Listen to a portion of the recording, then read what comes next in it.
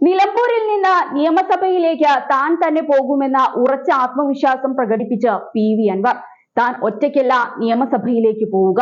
നിലമ്പൂരിലെ ആയിരക്കണക്കിന് ആളുകളുമായിട്ടാണ് സത്യപ്രതിജ്ഞ ചെയ്യാൻ പോവുക. ചിലപ്പോൾ കാൽനടയായി ഒരാഴ്ചയെടുത്താണ് പോവുക. ജനങ്ങളെ തനിക്ക് അറിയുന്നത് കൊണ്ടുള്ള ആത്മവിശ്വാസമാണിതെന്നും പി.വി. അൻവർ പറഞ്ഞു. 25% വോട്ട് UDF-ൽ നിന്ന് തനിക്ക് കിട്ടും. 35 മുതൽ 45 വരെ ശതമാനം വോട്ട് LDF-ൽ നിന്നും വരും. അതല്ലാത്ത നിഷ്പക്ഷ വോട്ടുകളും കിട്ടും. വോട്ട് ചെയ്യാൻ സാധിക്കാത്തതിൽ നിരാശയില്ല. 10,000 തനിക്ക് വേണ്ടി വോട്ട് ചെയ്യുന്നുണ്ട്. 2016-ൽ ഷൗക്കത്തിന്റെ ബൂത്തിൽ 200 വോട്ടിനാണ് താൻ ലീഡ് ചെയ്തത്. ഇപ്രാവശ്യം അവിടെ ഇരട്ടിയായിരിക്കും. ഫാഷൻ പരേഡ് നടത്തിയിട്ടൊന്നും നിലമ്പൂരിലെ വോട്ടർമാരെ പറ്റിക്കാനാകില്ല. ജനങ്ങൾക്ക് നല്ല ബോധ്യം ഇക്കാര്യത്തിലുണ്ട്. ആര്യാടൻ നൽകിയ തിരഞ്ഞെടുപ്പ് പത്രപരസ്യം പോലും സിനിമാ സ്റ്റൈലിലാണ്. തിരഞ്ഞെടുപ്പ് കഴിയുമ്പോൾ ആര്യാടൻ ഷൗക്കത്ത് കഥ എഴുതാൻ വീണ്ടും പോകും. നല്ല ജോലിയാണ്, കഴിവുണ്ട്, അഭിനയിക്കാനും അറിയാം. സ്വരാജ് സെക്രട്ടേറിയറ്റിലേക്ക് പോകും. പുതിയ AKG സെന്റർ നിയമസഭയിലേതിനേക്കാൾ സൗകര്യമുണ്ട്.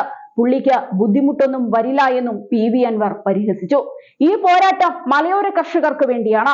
23-ന് തിരഞ്ഞെടുപ്പ് ഫലം വന്നതിന് ശേഷം 24-ാം തീയതി പോരാട്ടത്തിന് തുടക്കം കുറിക്കും. ഞങ്ങൾ RSS-ഉമായി കൂട്ടുകൂടിയിട്ടുണ്ട്, ഇനിയും കൂടുമെന്നാണ് CPM പറയുന്നത്. വിവാദമായാൽ എന്താണ് പ്രശ്നമെന്ന് ചോദിക്കുന്നു. വൈകുന്നേരമായപ്പോൾ മലക്കം മറിഞ്ഞു. ഇതാണ് അൻവർ പറയുന്നത്.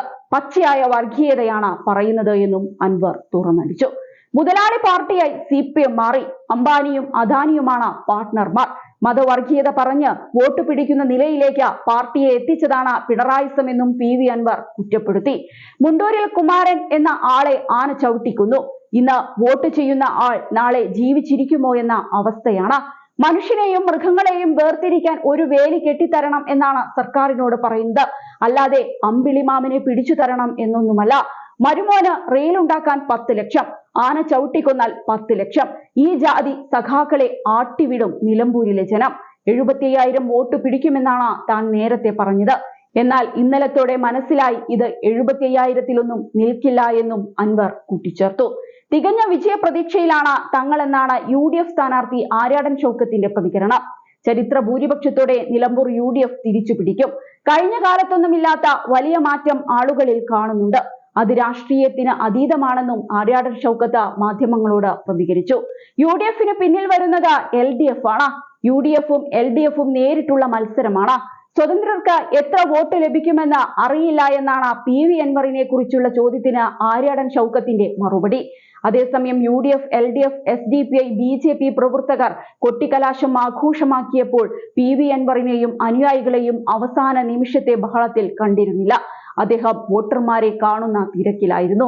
ഞങ്ങളുടെ ശക്തി പ്രകടനം 23-ന് കാണാമെന്നാണ് അൻവർ ആത്മവിശ്വാസത്തോടെ പറഞ്ഞത്. 75,000-ത്തിൽ കുറയാത്ത വോട്ട് താൻ പിടിക്കുമെന്നും അദ്ദേഹം അവകാശപ്പെടുന്നുണ്ട്.